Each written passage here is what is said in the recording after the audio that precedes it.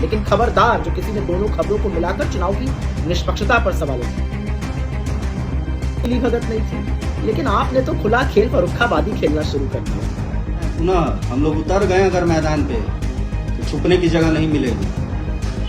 बंगाल में लोकतंत्र की लूट हुई है। लूटने वाले अब बंगाल सरकार में बड़े अधिकारी बन रहे हैं। अरे कैसे मान ले चुनाव निष्पक्ष हुआ है जब चुनाव करवाने वाले चुनाव आयुक्त जिनको न्यूट्रल एम्पायर माना जाता है वो ही बीजेपी सरकार में जाकर बड़ा बड़ा इनाम पा रहे हैं, लॉटरी लगवा रहे हैं। मनोज अग्रवाल जो कि एक हफ्ता पहले तक बंगाल के मुख्य चुनाव आयुक्त थे, जिनकी जिम्मेदारी बंगाल में चुनाव को निष्पक्ष रूप से करवाना था, बीजेपी के चुनाव जीतते ही एक हफ्ते के भीतर बीजेपी ने मनोज अग्रवाल को सबसे बड़ा इनाम दिया है। मनोज अग्रवाल को बना दिया गया है बंगाल सरकार का मुख्य सचिव। जी हां, मुख्य सचिव बना दिया गया है, सरकार का सबसे बड़ा नुमाइंदा बना दिया गया है। अब कैसे मान लें कि मनोज अग्रवाल ने चुनाव निष्पक्ष कराया, ज्ञानेश के चेलों ने लोकतंत्र को लूटकर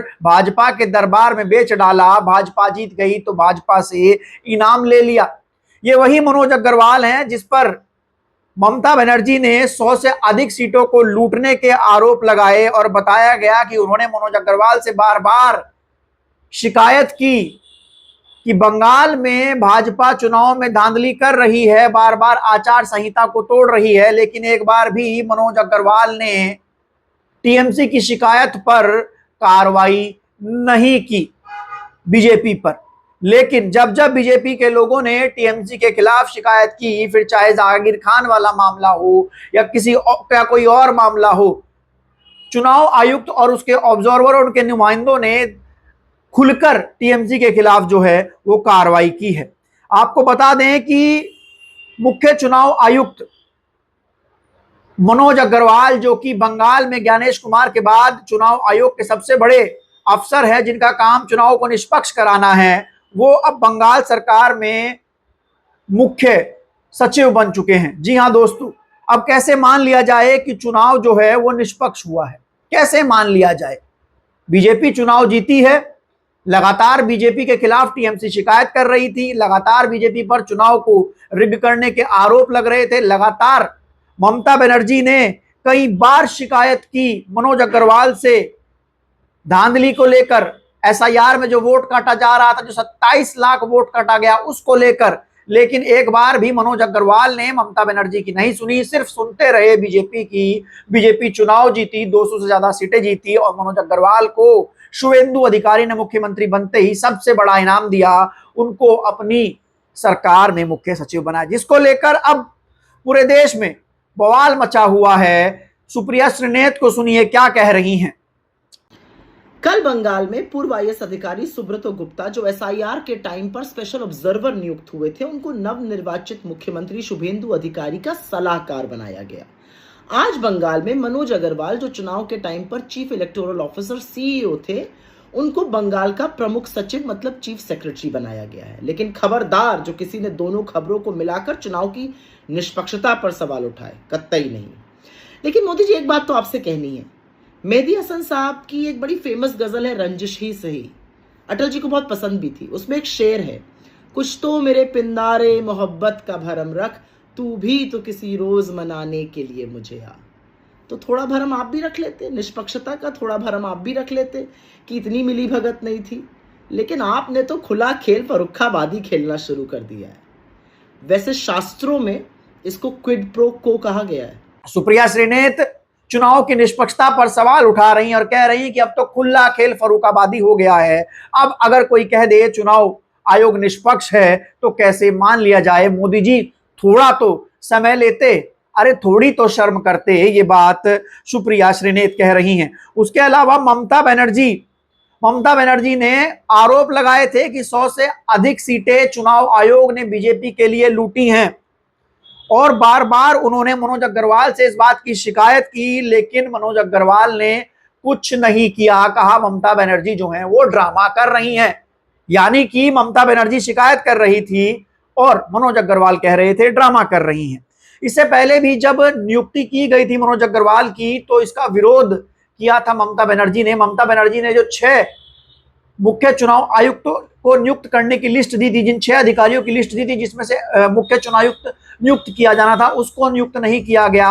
मनोज अग्रवाल को नियुक्त किया गया था और मनोज अग्रवाल के खिलाफ उस समय भी मोर्चा टीएमसी ने खोला था और नाराजगी जताई थी। सागरिका घोष लिखती हैं कि बंगाल के सीईसी यानी कि चीफ इलेक्टोरल ऑफिसर सीईओ अब बंगाल के चीफ सेक्रेटरी बन गए हैं। इनका काम तो न्यूट्रल अंपायर बन के रहने का था चुनाव के बीच में, लेकिन ये तो दिख रहा है ये कितने न्यूट्रल रहे होंगे। चुनाव जीतते ही बीजेपी ने इनको भर भर के इनाम दे दिया है। बड़ा सवाल दोस्तों अब ये उठ रहा है चुनाव आयोग की निष्पक्षता पर कि बंगाल में चुनाव होता है, जिस चुनाव अधिकारी को नियुक्त किया जाता है, जो 27 लाख वोट काटता है, जो एसआईआर करता है, जिस वजह से टीएमसी चुनाव हारती है, टीएमसी आरोप लगाती है 100 सीटों पर धांधलीबाजी हुई है। बीजेपी इस चुनाव आयुक्त के आने के बाद 200 से ज्यादा सीटें जीतती है और चुनाव जीतते ही बीजेपी उस चुनाव आयुक्त को अपनी सरकार का सबसे बड़ा नुमाइंदा बना देती है। तो बड़ा सवाल यह है कैसे कह दूं मैं कि चुनाव निष्पक्ष है, कैसे कह दूं चुनाव निष्पक्ष है। अगर चुनाव निष्पक्ष होते तो क्या ये इतना बड़ा इनाम मिलता? कुछ ना कुछ तो पक्ष लिया होगा। विपक्षी जो हैं वो मोर्चा खोल रहे हैं और क्या अब चुनाव आयोग कह पाएगा वो निष्पक्ष है?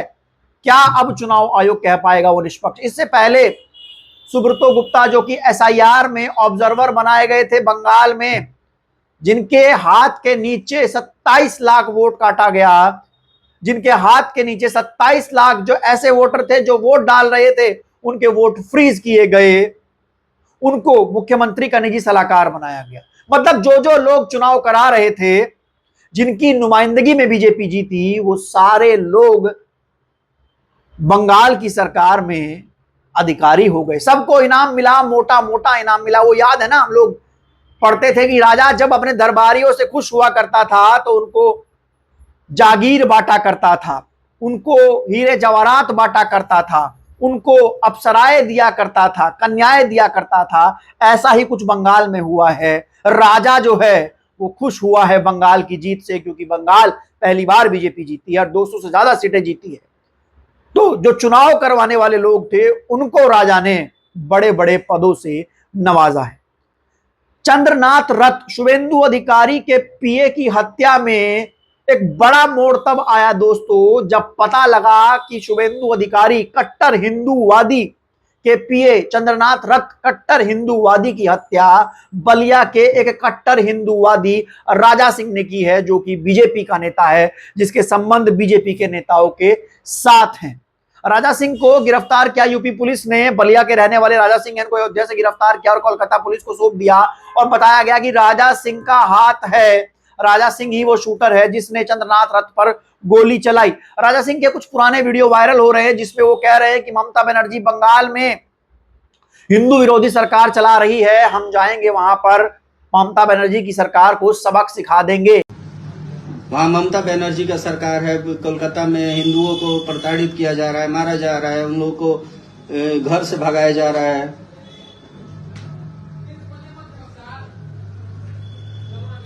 हम लोग बता रहे हैं, पुनः हम लोग उतर गए अगर मैदान पे तो छुपने की जगह नहीं मिलेगी। यही राजा सिंह भाजपा उम्मीदवार के लिए वोट मांग रहा है, यही राजा सिंह नीरज शेखर के लिए वोट मांग रहा है। प्रणाम, मैं राज सिंह आप सभी बलिया लोकसभा वासियों से निवेदन करता हूं कि भारी से भारी संख्या में बूथ पे जाएं, भाजपा प्रत्याशी श्री नीरज शेखर सिंह जी को अपना आशीर्वाद दें और उनको विजयी बनाएं। जय श्री राम। यही राजा सिंह दयाशंकर सिंह परिवहन मंत्री उत्तर प्रदेश की भाजपा सरकार में उनके साथ फोटो खिंचवा रहा है। दोस्तों ये खेला जो है वो तगड़ा है। मतलब बंगाल में जिस मुद्दे पर बीजेपी चुनाव जीती, हिंदुत्व, जिस मुद्दे पर शुभेंदु अधिकारी सीएम बने, अपने पीए की हत्या के बाद 6 मई को उनकी हत्या हुई थी, उसका हत्यारा निकलता है यूपी का एक हिंदूवादी बीजेपी नेता। अब क्या समझा जाए, पूरा षड्यंत्र रचा गया है, लोकतंत्र को हैक किया गया है, लोगों को हिंदुत्व के नाम पर भड़काया गया है और सत्ता पाने के लिए क्या ये हत्या अपनों ने ही अपनों की करवाई है, ये अपने आप में एक बड़ा सवाल है। अब इस पूरे मामले में सीबीआई जो है वो चंद्रनाथ रथ की हत्या के मामले की जांच करने वाली है, लेकिन जिस तरीके से कट्टर हिंदूवादी गिरफ्तार हुए और आरोप लगाए गए मुसलमानों पर, अभिषेक बनर्जी पर उंगली उठाई गई, समझ तो अब आया कि हत्या करने वाला जिस पर आरोप लगे वो तो कट्टर हिंदूवादी था। बंगाल में तो लुट चुका है चुनाव आयोग और लोकतंत्र। अब ऐसे ही और राज्यों में चुनाव होंगे, वहां के मुख्य चुनाव आयुक्त बीजेपी को चुनाव जिताएंगे, पक्षपात करेंगे और फिर चुनाव जिताकर बीजेपी सरकार में मुख्य सचिव का पद पाएंगे। इस देश में अब लोकतंत्र नहीं बचा है, इस देश में अब संविधान की आत्मा को तार तार किया जा रहा है, देश चुनाव आयोग पर थूक रहा है। और अब भी अगर सुप्रीम कोर्ट को नहीं दिख रहा है तो माफ कीजिएगा माननीय सुप्रीम कोर्ट, मैं कहने को मजबूर हूं, इस देश के लोकतंत्र को बचाने के लिए, इस देश के संविधान को बचाने के लिए, कि सुप्रीम कोर्ट के आंख पर पट्टी बन गई और वो अंधा हो गया है।